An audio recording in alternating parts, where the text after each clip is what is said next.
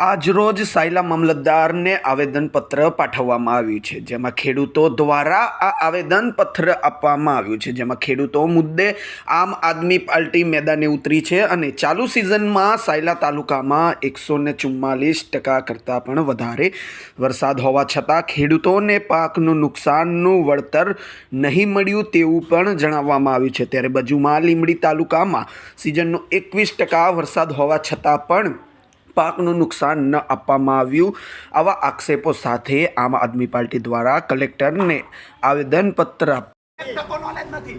અહીં કેટલા બળી આવે આલે કે મામલતદાર ઓફિસને બધાને ખબર છે, ક્યાં ક્યાં ખાણો આલે છે ખબર છે। રોડ ઉપર ઢગલા કરીને પાણાના તો નોલેજ નથી।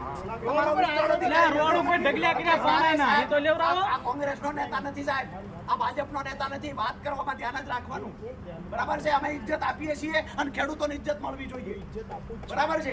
એટલે એવી રીતે નહીં શીખવાડતા, નહીં કાયદા નહીં શીખવાડતા। ખેડૂત છીએ મતલબ કાયદો ભણીને આવ્યા છીએ, બરાબર છે।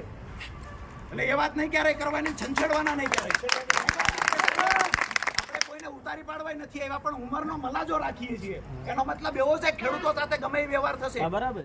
પાછળથી ચર્ચા કરવા વાળા આગેવાન નથી, ખેડૂતોની હાજરીમાં જ ચર્ચા થશે। તમને અહીંયા તડકો લાગે તો અંદર જઈને ખેડૂતની હાજરી કરીએ, પણ તમે જે જવાબદાર માણસ છે, જેની પાસે આ સત્તા છે, જેને નોલેજ છે, તમે કહો છો હું કાલે આવ્યો, તો અત્યાર સુધી જે કરતો તો એ કર્મચારી વિસ્તરણ અધિકારી છે, જેને આંકડા લખીને મોકલાય વિસ્તરણ અધિકારી। નુકસાન વિસ્તરણ અધિકારી બોલ અહીંયા હાજર હોય બોલાવો, ફિલ્ડમાં હોય કોઈ પ્રશ્ન નથી। પણ ફિલ્ડમાં જ્યારે ફિલ્ડમાં જવાનું ત્યારે ફિલ્ડમાં ગયા નતા।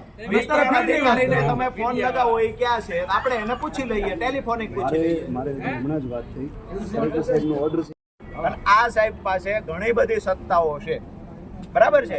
દરેક બાબતે નિર્ણય લેવાની સત્તા આ સાહેબ પાસે છે। એટલે આપણી રજૂઆત ખેતીવાડી વિભાગ દ્વારા આપણી સાથે જે અન્યાય થયો છે, તો એ રજૂઆત આપણે મામલતદાર સાહેબને કરીએ।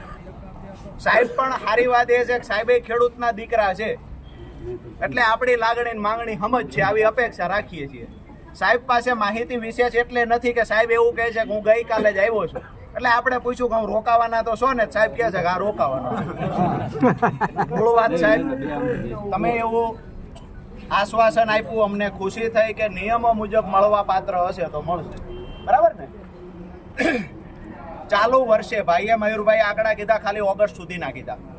ચાલુ વર્ષે સિઝનમાં 144% વરસાદ સાયલા તાલુકામાં આ સિઝનનો થયો। સાહેબ તમારી સરકારની વેબસાઇટ પરના આંકડા કહું છું, 144% વરસાદ થયો। બાજુનો તાલુકો લીંબડી, ચાલુ સિઝનનો 81% વરસાદ થયો। સાહેબ 81% વાળાને વળતર મળે, 144% વાળા ન મળે, આવો નિયમ હોય ખરા? ન હોય ને। બહુ સારી વાત છે કે સાહેબે સ્વીકાર્યું, આવો નિયમ ન હોય। હવે હું સાહેબને કહેવા માંગુ છું કે લીંબડીના ખેડૂતોને પૂરતું નહીં પણ અધૂરું વળતર લીંબડીના ખેડૂતોને મળ્યું છે। જ્યાં 81% વરસાદ હતો, 144% વાળા સાયલા તાલુકાના ખેડૂતનો શું વાક છે? મળવું જોઈએ કે ના મળવું જોઈએ? સાહેબે સ્વીકાર્યું કે મળવું જોઈએ, એટલે કદાચ સાહેબ તો પ્રમાણિક છે, આ ખુરશી પ્રમાણિક હશે, પણ કોઈકે તો ગોલમાલ કરી છે। અહીંયા મીડિયાના માધ્યમથી આંકડાઓ આપું આપને। 144% વરસાદ સિઝનનો સાયલા તાલુકાનો, 145% વરસાદ સિઝનનો ચોટીલા તાલુકાનો, તેમ છતાંય 81% વરસાદ સિઝનનો જ્યાં લીંબડી છે, ત્યાં ખેડૂતોને પૂરતા પ્રમાણમાં ત્યાંય નથી મળ્યું। જે સરકારમાંથી જાહેરાતો કરવામાં આવી કે બિન પિયત 11,000, પિયત વિસ્તારમાં 2 હેક્ટરની મર્યાદામાં 22,000 રૂપિયા મળશે, આ પૂરતું વળતર નથી મળ્યું। પણ થોડુંક તો થોડુંક લીંબડી તાલુકાના 81% વરસાદમાં મળે, તો 144% વરસાદમાં કેમ ન મળે? સાહેબ બીજી વાત અમારી, જે આપણે નિયમની વાત કરી, તો આપ તો ગમે ત્યાં નોકરી કરતા હોય, પણ કેન્દ્ર સરકારનો અતિવૃષ્ટિનો મેન્યુઅલ આપને ખ્યાલ હશે, કેટલા ટકાથી વધારે વરસાદ થાય તો અતિવૃષ્ટિ થાય છે? કઈ નહીં હાલે કોઈના સાહેબ, હું રાજનીતિ છોડ દો, 200% હોય તો શું કામ? પણ સાહેબ નથી ખબર તો સ્વીકારો, નથી ખબર।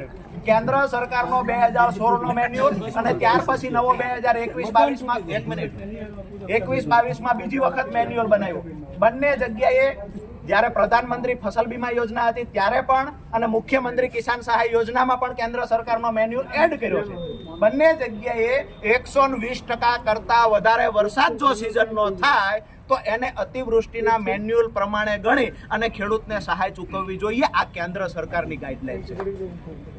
અમારું દુઃખ અને દુર્ભાગ્ય